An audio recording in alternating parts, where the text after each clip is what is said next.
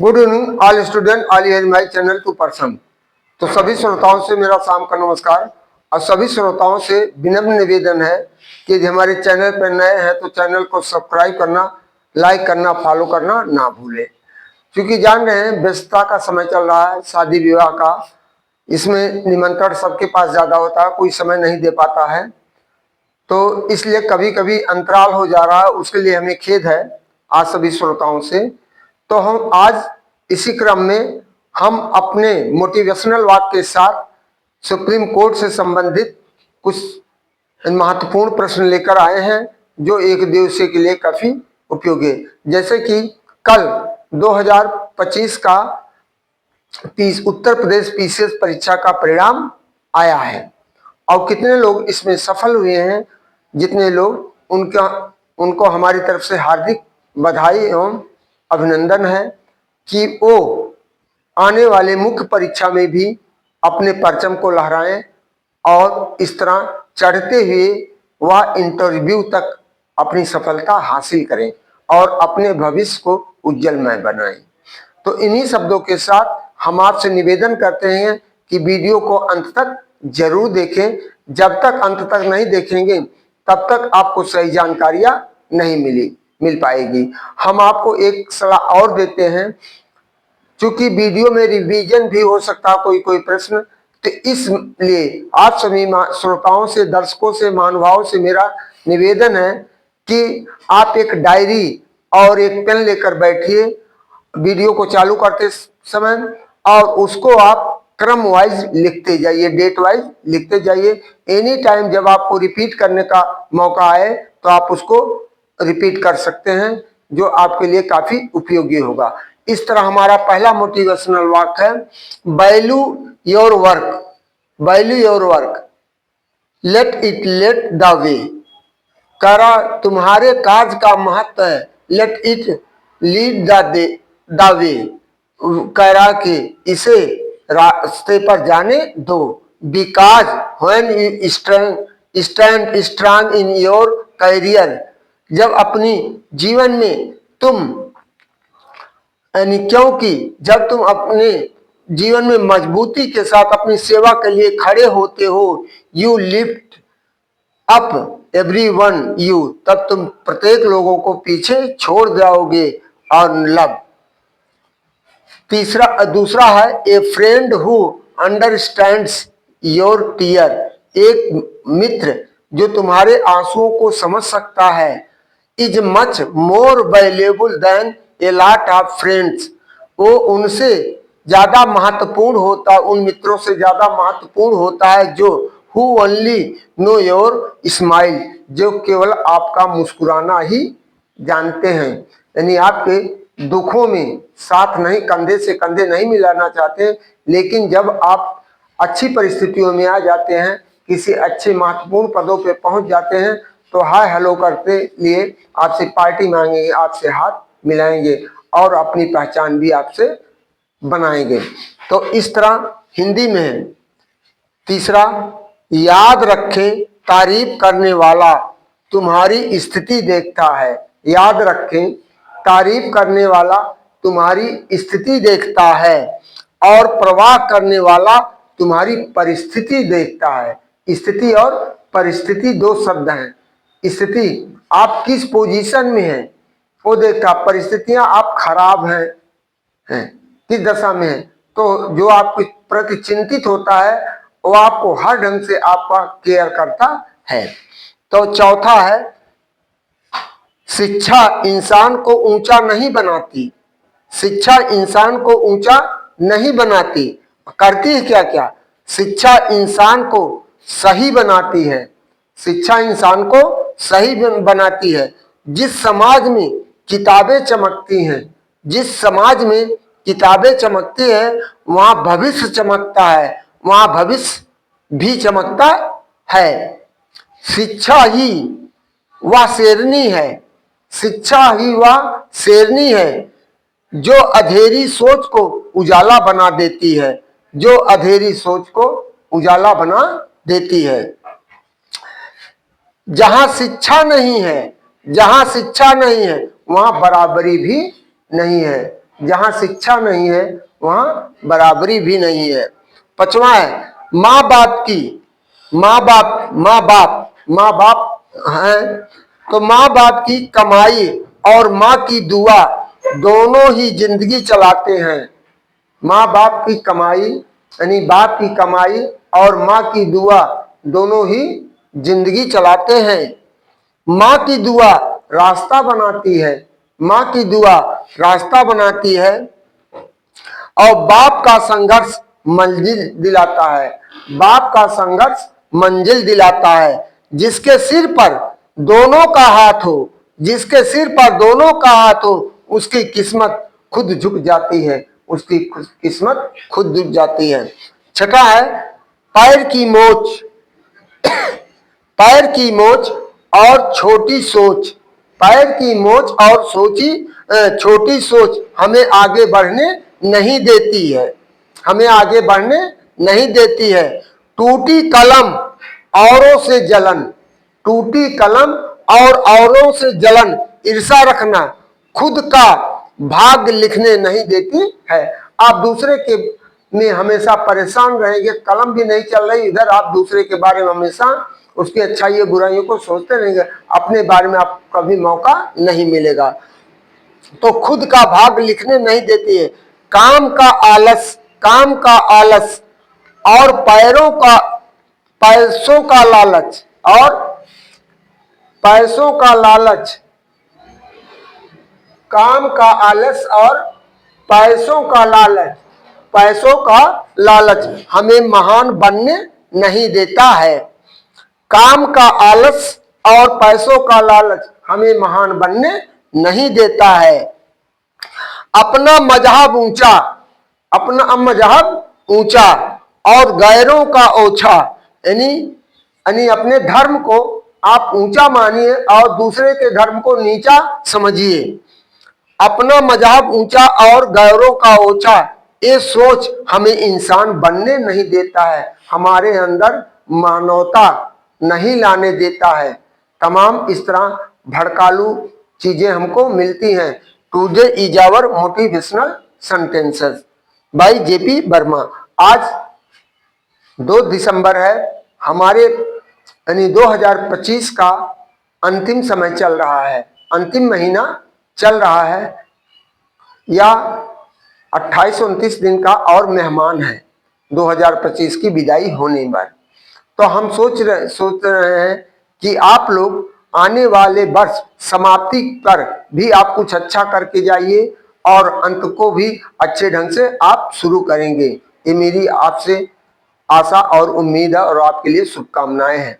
तो इसी के तहत हम भारत के उच्चतम न्यायालय से संबंधित महत्वपूर्ण प्रश्नों में उनके उत्तर एक दिवसीय सभी प्रतियोगी परीक्षाओं के लिए सुप्रीम कोर्ट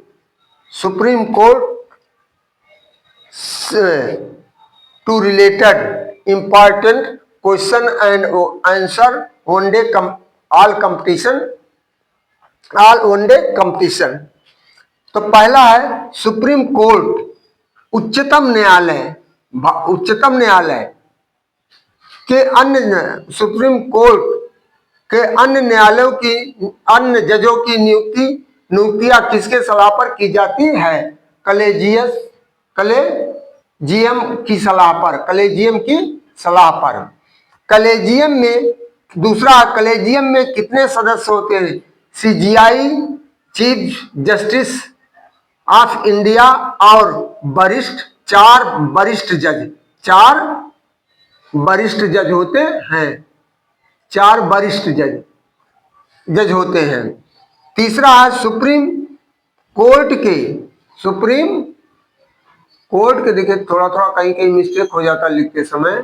सुप्रीम कोर्ट के जजों का कार्यकाल होता है 65 वर्ष तक का होता है। चौथा है सुप्रीम कोर्ट के जजों को पद से कैसे हटाया जा सकता है? महाभियोग द्वारा हटाया जाता है, इम्पीचमेंट के द्वारा, संसद में के द्वारा हटाया जाता है। जैसे चीफ इलेक्शन कमिश्नर की नियुक्ति जो होती है या सुप्रीम कोर्ट और प्रधानमंत्री की सलाह पर होता है और कुछ एक विपक्ष के नेता पहले होते थे, लेकिन अब सरकार ही सर्वे सर्वो होता, उसको भी यानी संसद के दोनों सदनों में 14 दिन कार्रवाई समय रहते हुए उसके ऊपर महाभियोग लगाया जा सकता है। तो इस समय सूर्यकांत जो आपके यहाँ चीफ इलेक्शन कमिश्नर हुए हैं, उनके ऊपर भी आज महाभियोग लाने वाले के लिए इसमें कल 1 दिसंबर से संसद का शीतकालीन सत्र शुरू हुआ है और उसी में बड़ी बहस SIR फार्म जो भरने की बात आ रही है उसमें काफी गहमागहमी चल रहा है और तमाम ऐसे वोट चोरी और सब राजनीतिक पचड़ा पड़ा हुआ है, उसमें विवादें बढ़ रहे हैं। तो इस तरह हमारा पांचवा क्वेश्चन है, महाभियोग इम्पीचमेंट संविधान के किस अनुच्छेद में है? अनुच्छेद 124(4) के तहत है, 124(4) के तहत है। छठा है, महाभियोग कहाँ लाया जा सकता है? संसद, पार्लियामेंट में। सातवां, सुप्रीम कोर्ट का मुख्य कार्य क्या है? संवैधानिक एवं अंतिम अपील न्यायालय है। आठवां, सुप्रीम कोर्ट किसका संरक्षक है? संविधान का संरक्षक है। जब कोई किसी भी प्रकार का हस्तक्षेप करता है तो सुप्रीम कोर्ट उसको बचाने के लिए तैयार हो जाता है। नौवां, संविधान की व्याख्या करने का अंतिम अधिकार किसके पास है? सुप्रीम कोर्ट के पास है। सुप्रीम कोर्ट के जो जज हैं उनके पास है।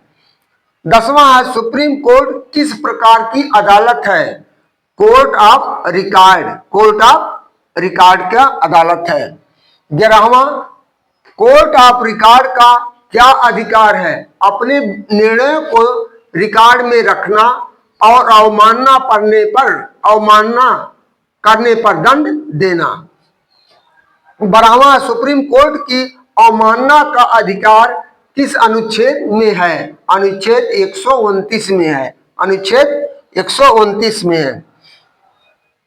और 13वां, हाई कोर्ट से अपील सुप्रीम कोर्ट में किस अनुच्छेद के तहत की जाती है? अनुच्छेद 132 से 136 के तहत की जाती है।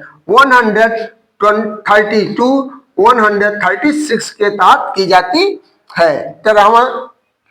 14वां है, राष्ट्रपति सुप्रीम कोर्ट के किस अनुच्छेद से सलाह मांग सकता है? अनुच्छेद 143 के अधीन मांग सकता है। और 15वां, सुप्रीम कोर्ट कौन कौन से रिट जारी कर सकता है? 5 रिट या जारी, सुप्रीम कोर्ट 5 रिट को जारी कर सकता है। हाइबियस कार्पस, मेंडेन, साइटियोयारी, प्रोहिबिशन, को ओरांटो, ये 5 हैं जिनके पास वह रिट जारी कर सकता है। 16वां, रिटों का प्राविधान संविधान के किस अनुच्छेद में? भारतीय संविधान के अनुच्छेद 32 में है। 17वां, अनुच्छेद 32 को किसने संविधान की आत्मा कहा है? डॉक्टर BR अम्बेडकर जी ने कहा है, जो प्रारूप समिति के, संविधान सभा के प्रारूप समिति के अध्यक्ष थे। 18वां है, PIL पब्लिक इंटरेस्ट लिटिगेशन की शुरुआत कब हुई? 1980 में हुआ है। 19वां है, PIL की शुरुआत किसने की थी? जस्टिस BN भगवती एवं जस्टिस BR कृष्णा अय्यर ने शुरू की थी। 20वां है, सुप्रीम कोर्ट में वकीलों को सीनियर एडवोकेट कौन घोषित करता है? सुप्रीम कोर्ट के जज। अब 21वां है, सुप्रीम कोर्ट का प्रथम CJI कौन थे? न्यायमूर्ति HJ कानिया। 22वां, सुप्रीम कोर्ट की प्रथम महिला जज कौन थी? जस्टिस एम फातिमा बीबी थी। जस्टिस एम फातिमा बीबी थी। 23वां है, सुप्रीम कोर्ट का पहला मुख्यालय कहाँ था? संसद भवन में था। 1950 में जब हमारा देश 1947 को आजाद हुआ तो उस समय कोई इस तरह भवन नहीं था, तो उसी संसद भवन में, पार्लियामेंट में इसको स्थापित किया गया था, जो अंग्रेजों के द्वारा बनवाया गया था।